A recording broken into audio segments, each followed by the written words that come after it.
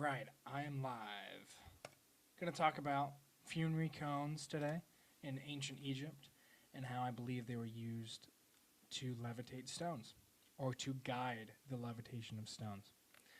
So, here's the lowdown. The funerary cones were housed by an individual, and they would hold them and resonate them, and when they were vibrated, they would channel electromagnetic energy to their apex. Behind them was a drum, and that drum would send a shock wave, and that force wave would enter in to the back of the cone, then go towards its apex, and out from the apex would produce a double helix. They would then intersect the two cones like this. They would turn them inwards.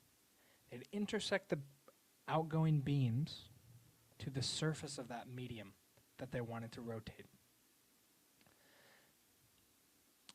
Here is a ripple tank simulator. And pretend this is the apex of the funerary cone. So if I go here, here's the funerary cone. What we're looking at here is the tip of the funerary cone. And imagine the drums are around the cone like that. Now what happens is when we press play here, the shock waves are sent out and they enter the medium.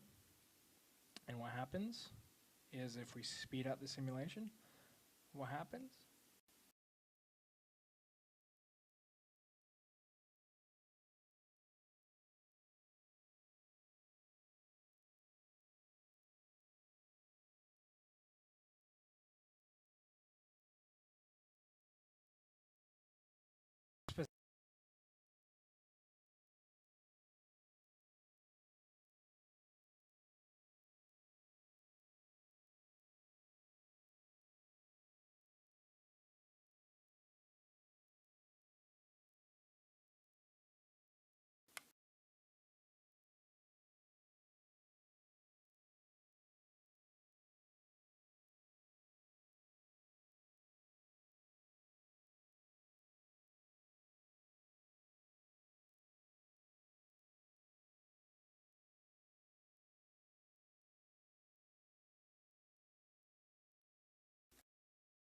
In nature.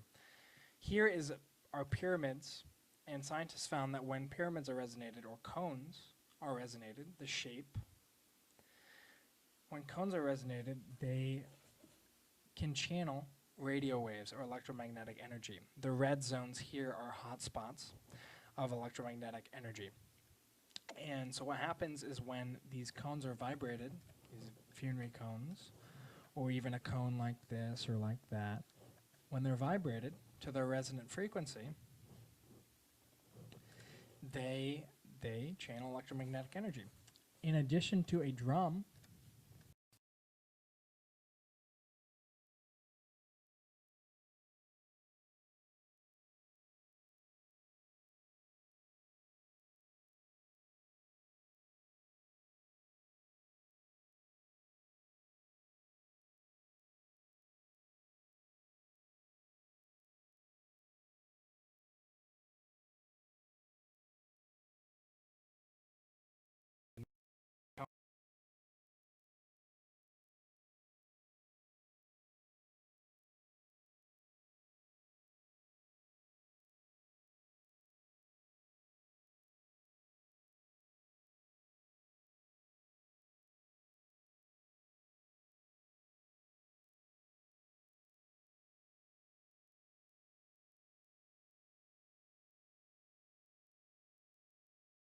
here, funerary cone 1, funerary cone 2, instead of laser light here, in this example, it's the funerary cones are emitting radio waves, which is just light, just a lower octave.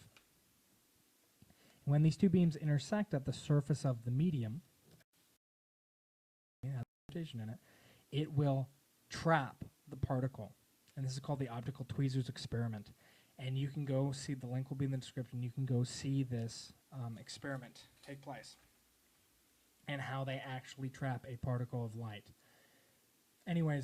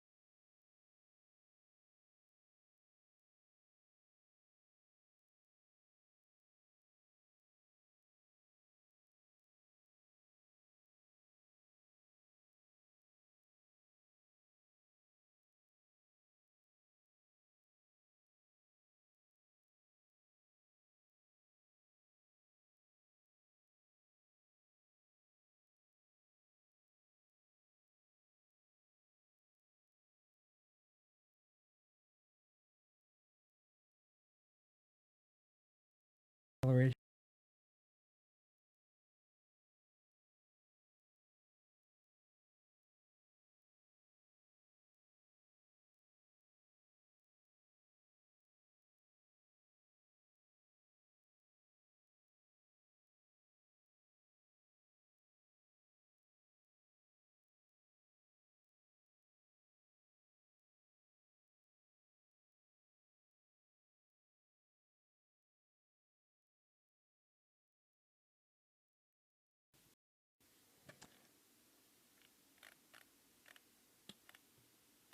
I believe not only were fusion cones used and drums used, but there was also configurations of stone circles that were utilized.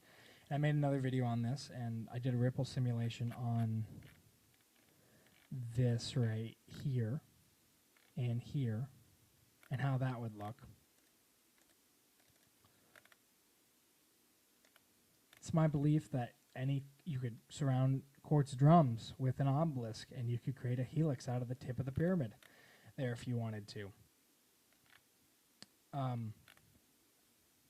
You do the same thing with Stonehenge itself. There could be fields generated from Stonehenge because the rocks are piezoelectric in nature. So hopefully this gives a little insight as to what the Egyptians were doing when it came to levitating stones. This is very important. These are alabaster bowls. These were found outside of Egypt. And I believe these were drums. I believe they put a drum head over it. I could be wrong. But I believe that this was a cavity for a drum. And that these holes produce little toroids like so.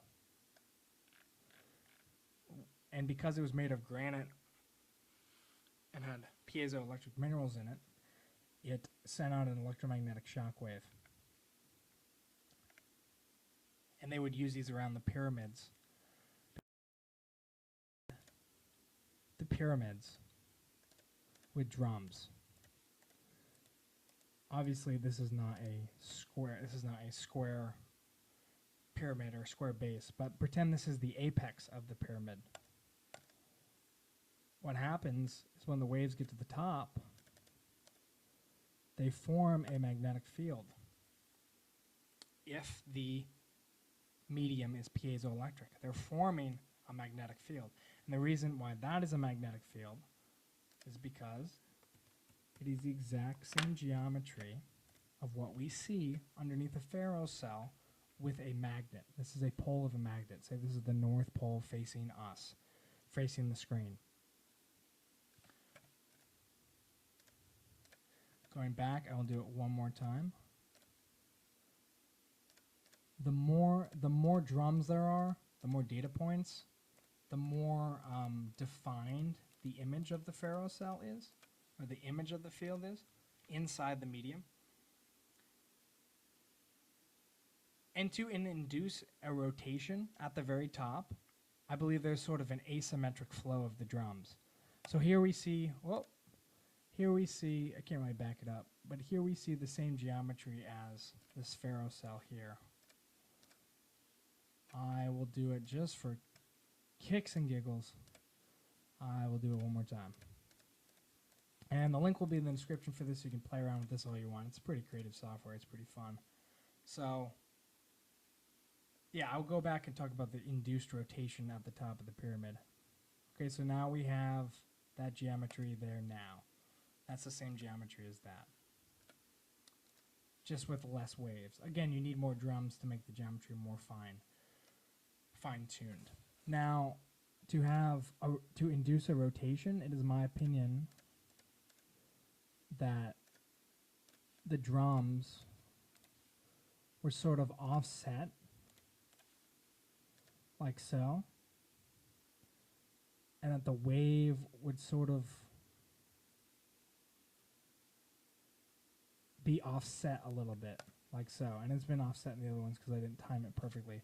But because it was offset, that would, if they got it to be offset and they could rotate that offsetness, sort of process that offsetness just by a drum shockwave pattern, then they could get it to rotate at a certain frequency. And that's how they got their double helix. And that's just my opinion. It's just the timing of the drums around the circle. Okay, hopefully, I know I learned something.